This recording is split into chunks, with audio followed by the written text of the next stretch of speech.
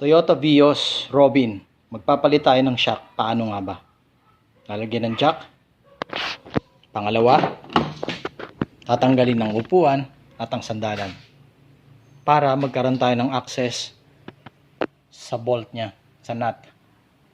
Pagkatapos, meron na tayong access, matatanggal na natin yan gamit ang 14mm na socket wrench.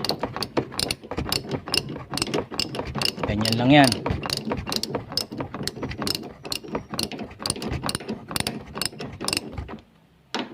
Di pa.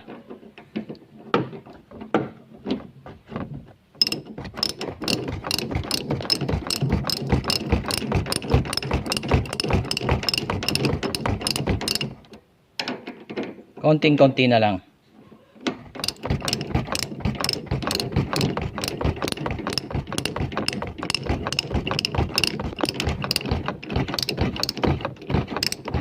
Pasensya na, medyo malikot ang video natin.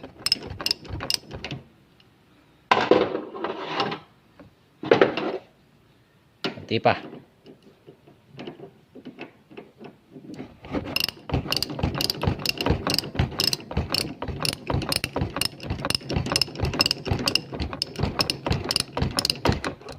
Okay, tanggal na siya. So pag natanggal na siya,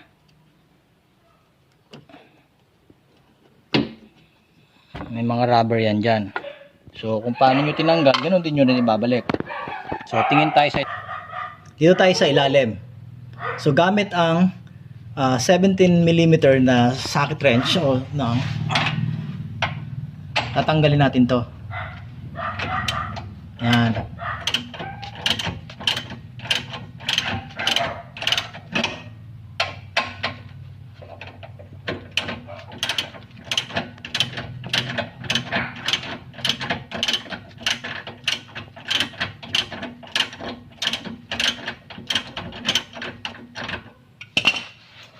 Ayan. Luwag na siya. Napakadali lang. Pwedeng i-DIY kaysa babayad ka ng 500, 1,000.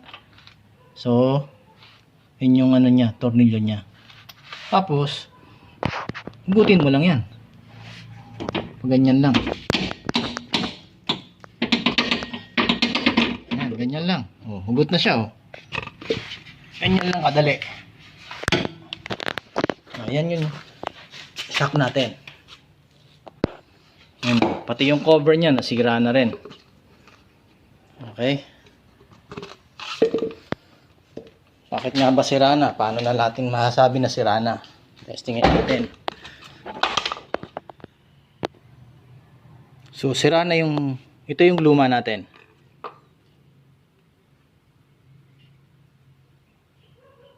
Okay. Pagkatapos, ito yung bago natin. Tingnan nyo to ah. Yan o.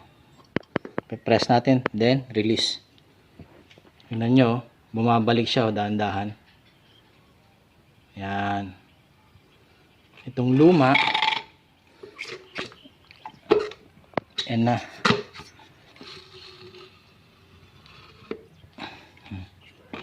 Yan siya. Tingnan natin. Ayaw nang bumalik. Stock up na talaga. Ayaw na oh. So, kaya sira na yung shock natin sa likod. Kaya tayo magpapalit. So, gagawin natin, lalagay muna yung cover. Bumili natin cover. Saka natin hasalpak doon. Okay? Huwag niyong kalimutan ibalik to ah. Ito yung magiging parang stopper niya kasi. Bakal kasi to. Yan, yan no. So pag ano, linisin muna.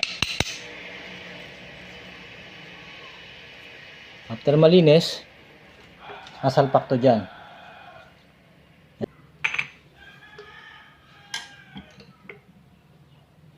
Yan no. Ganyan lang kabalis kabit yan. Tutulak nyo lang ng flat screw. Ayan na. Kabit na siya. So, next natin, papasok mo na to. Tanggalin mo na yung tornilyo. Yung bagong shock. Lalagay mo na ngayon to.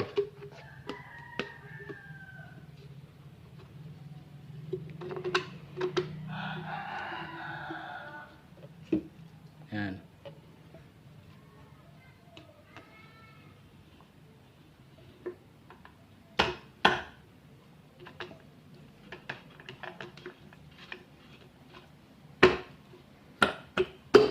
Yan. So, yan siya. Lock na yan dyan. So, pag nakalock na yan dyan, install na natin. Dito yan. Okay. So, papasok natin sa ilalim to.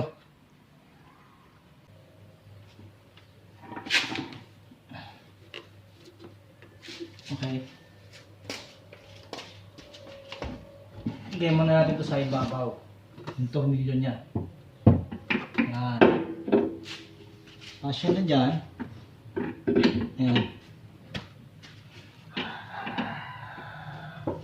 Ayan, lalak.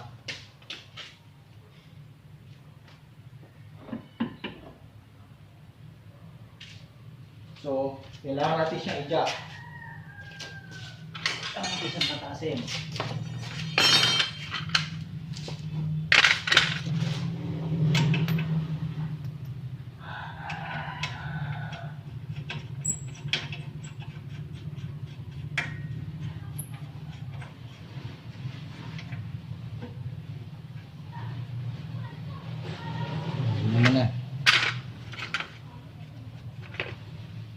Kailangan paangatin natin siya para maipasok natin yung tornilyo sa taas. Kapos na kasi siya eh. Kukunin lang natin yung tamang height niya. Tapos pagkapapasok na ngayon yung tornilyo, saka natin siya mahihigpitan.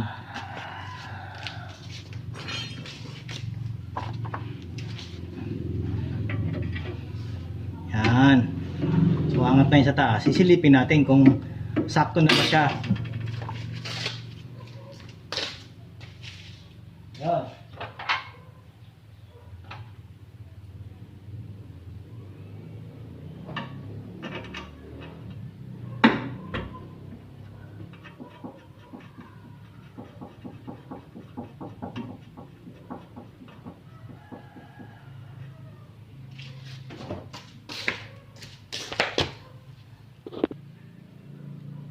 So yan na siya.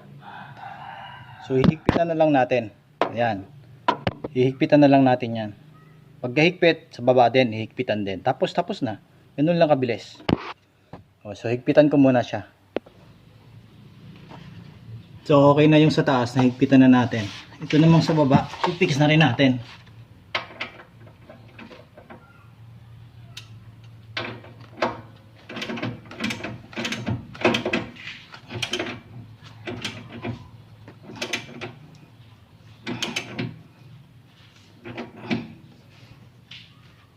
Okay. Ayan na. Nakabit na natin yung bagong shock. Tatanggalin na natin to. Ayan na. Ganyan lang kabilis. So in 5 to 10 minutes, makakabit mo na siya. Ang matagal lang, paano tanggalin ng mga upo at sandaran, at paano ibalik. Yun lang ang kailangan mo pagtasan.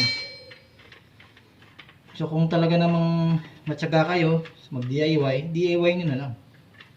Huwag lang kayo maiinip, huwag lang kayo maiinis. So guys, napakadali lang mag-DIY.